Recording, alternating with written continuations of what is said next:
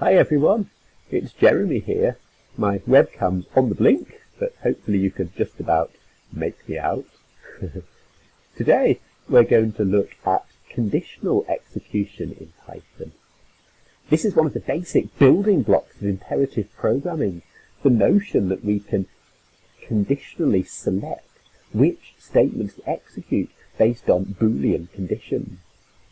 Let's have a look at how it works in Python. We're going to use the if statement. Okay, I've got a variable called name, which is going to have a string value in it, Jimmy. Now I want to do a test on this. I'm going to say if the length of the string containing the variable name modulo 2 equals 1, that means does the string have an odd number of characters in it? Then I'm going to say print you are odd, exclamation mark. That's inside string quotes there. And then at the end, unconditionally, I'm going to say print goodbye plus name. Okay, so I'm going to execute this program now, and it says you are odd. Goodbye, Jimmy. Oops, I've got to put a space in there, but you get the idea. Now, suppose I were to change the name from Jimmy, which has 1, 2, 3, 4, 5 characters in it, to Jeremy, which has 1, 2, 3, 4, 5, 6 characters in it, and then I execute the if statement again. Look, here we are. The length of my name is 6. Mod 2 will give us 0, so this isn't going to execute the conditional print, but it is going to execute goodbye, Jeremy. Oops, still all in one line without any spaces. But there we go. Okay, so you can see the conditional code is only executed when there is an odd number of characters in the name. Great. Okay, I'm just going to pop up again to tell you some important things about this statement. First of all, remember that you need to indent the statement you want to execute conditionally. You need to indent it 4 spaces. 1, 2, 3, 4. No tabs, not 2 spaces, exactly 4 spaces. Notice the condition that governs whether the if statement executes is a Boolean condition. See that equals there? And it's terminated with a colon to say this is the end of the condition. And then once we dedent, we go back to the left-hand margin, then we resume unconditional execution. Great. It is possible to put in an else branch to the conditional, so we can do either one thing or the other, not both, depending on whether the condition is true or not. Let's look at a little example here. So I'm going to import the random library, which will allow me to use a function called randint to select a random number. Coin flip equals random.randint 0 or 1. Actually, an integer in the range 0 to 1 inclusive. Okay, then I can say if coin flip equals 0, colon, print heads. Else, if it's not 0, it must be 1. In that case, I'm going to print tails. Notice the conditional statement in the else branch is also indented 4 spaces. Let's leave that there, and it prints tails. Let's do another coin flip. We execute the coin flip again, then we execute the condition again. We get tails. Can we get heads? Let's see, coin flip. Tails. We want heads. Come on, let's do it again. This coin seems to be biased. Oh, there we go. We got a heads that time. Hopefully, if we do it enough times, we get as many heads as we do tails. So we see this allows us to do one thing or the other. If, else. The else doesn't take a condition. It just is the inverse condition of the if statement. It's all the other cases. Just another example here. This is a more advanced concept.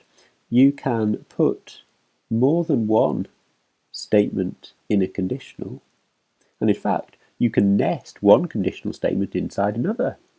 So that's what's happening here. Look, the first condition says if the value of dice 1 is equal to the value of dice 2, okay, we're playing a game of Monopoly here, we look for doubles. Then the number of doubles we've seen increases by 1. Okay, and if, here's the second condition, the nested condition, if the number of doubles is greater than or equal to 3, then we print, go to jail, do not pass go, do not collect £200. You'll know what this is about if you've played Monopoly. If not, you'll still appreciate we've got the double conditional statement. See, the second one is nested inside the first one, and we've got multiple statements executing inside the conditional. Here's a variable update, and here are multiple print statements. Each one prints on a different line. So this is an example of a nested conditional statement. Okay, this is the last example for the time being, I promise. In this example, we want to have a multi-arm conditional statement. We want to say if a condition is true, if another condition is true, else the kind of catch-all default situation if there aren't any other conditions that are satisfied. So I'm going to import some code here. I'm going to say from date time import date.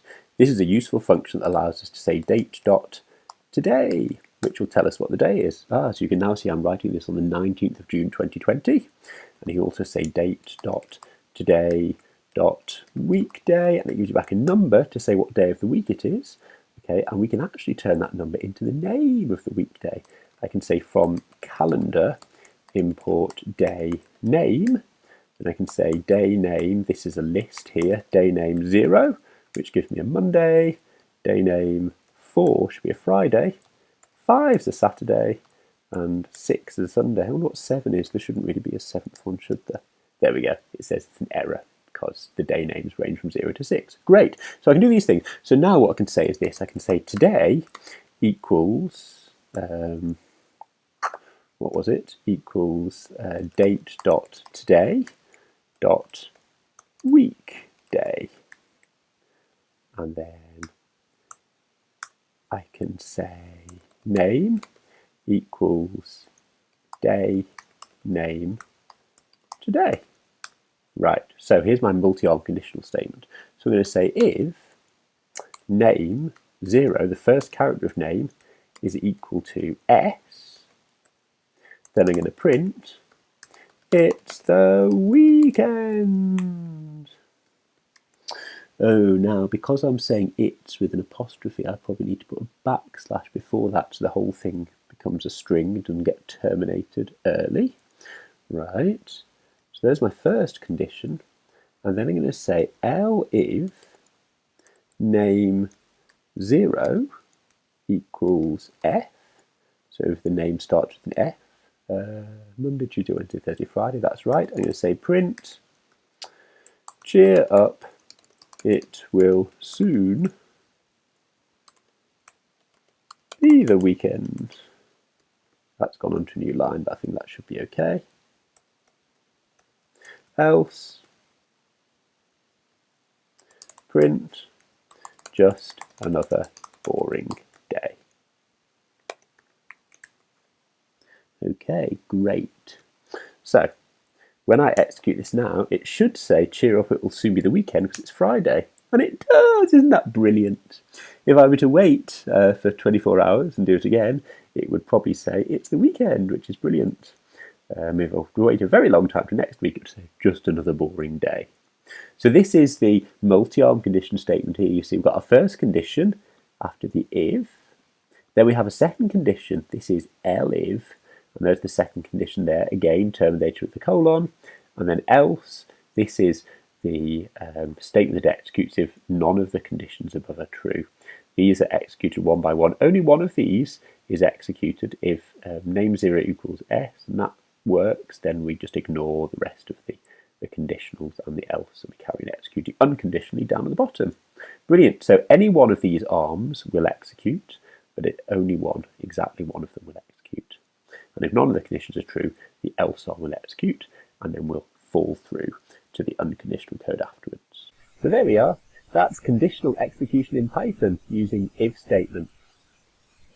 We've looked at various levels of complexity here. We've looked at nested if statements. We've looked at multi-arm conditionals, and you probably use switch statements if you had lots of arms in your conditional. So you know how to do it in Python now. And maybe you already know how to do it in Visual Basic or Java or another language. And you can see really the concepts are exactly the same. It's just the syntax, the keywords we use that are slightly different. Most importantly, in Python, you've got to remember your colons to terminate the if conditions and the else statements, and also the indenting, the for space indenting for the conditionally executed code. Brilliant! See you again later. Have fun doing some conditional statement puzzles. That's up next. Bye!